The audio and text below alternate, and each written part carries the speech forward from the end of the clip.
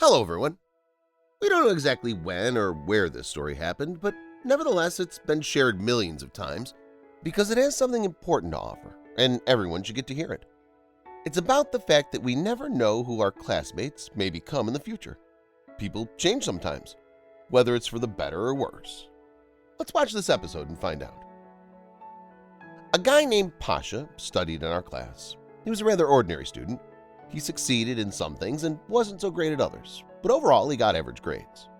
The one thing about him, though, was that he was great at math. It was easy for him and he loved the subject. Pasha was from a poor family. He didn't have a father, and his mother worked 2 jobs to make ends meet. She worked as a cleaner in our school during the first half of the day, and the second job was cleaning a store in the evenings. At least, I often saw her there. Pasha wore old sneakers and the same pants all year round. His classmates had fancy gadgets. Well, Pasha could only dream about them. But oddly enough, Pasha wasn't ashamed of his mother. He often stayed after school to help her. He carried buckets of water and even cleaned and swept the floors. At first, we all tried to make fun of Pasha and even bullied him. They obviously bothered him, but as we got closer to graduation, Pasha stopped paying attention to the jokes made at his expense. So we stopped doing it, although it might have been because we got a bit older. In any case, he didn't have many friends. No, we didn't ignore him. We talked to him, but it's not like he was ever part of my group. He kept to himself most of the time, but that's not all. He had some other problems, too. I think that every school has a teacher who's all friendly and affectionate with children from wealthy families, while being very harsh on the kids from poor families. Given the fact that Pasha's mother couldn't always donate for class needs, Pasha often got the worst of this teacher's attitude. In our school, it was the biology teacher, Svetlana. It's only now, many years later, that I understand how duplicitous she was. Although I never had problems with her. It's probably because my father often fulfilled her whims for repairs in the classroom. But for some reason, she disliked Pasha the most. She called on him every day, and anytime he wasn't ready for class, she'd humiliate him in front of the whole class, and we'd all laugh. When we were in 11th grade and there were only 2 months left before graduation, she finished her typical speech directed at Pasha with an offensive phrase which I remember to this day. Remember, Pasha, the cleaner's son, will never be a businessman, just like a businessman's son will never stoop to the level of a cleaner. Pasha listened, only biting his lips. I would probably never have written the story if it wasn't for a recent incident which influenced me greatly. I never saw Pasha after school, and since he didn't stay in touch with any of us, we knew nothing about him.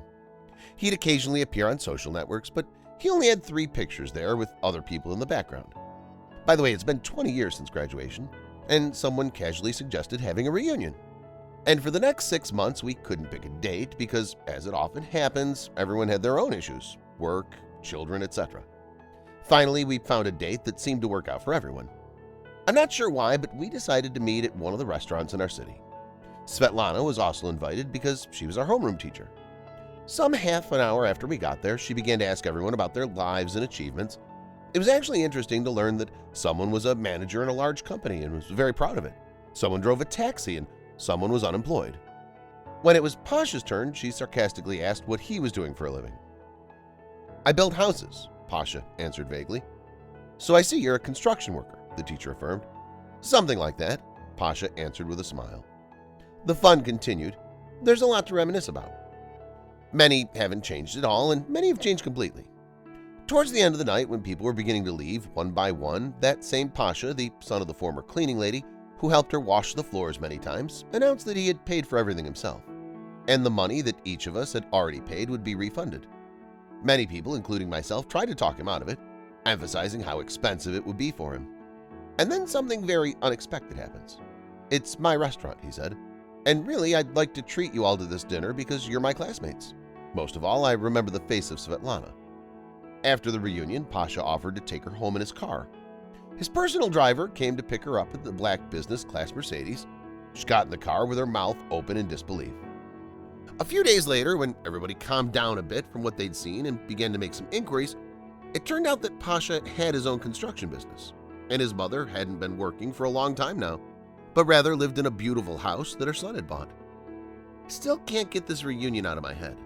Working as a manager at a large company, I often think that we're the only ones responsible for our lives. Doesn't matter whether our parents are rich or poor. All that matters is who we want to be and our willingness to work at it. But it's even more important to always remain human, after all. We have to admit that even having achieved so much, Pasha wasn't going around screaming around every corner, like so many others would have done. He's a modest person who works hard.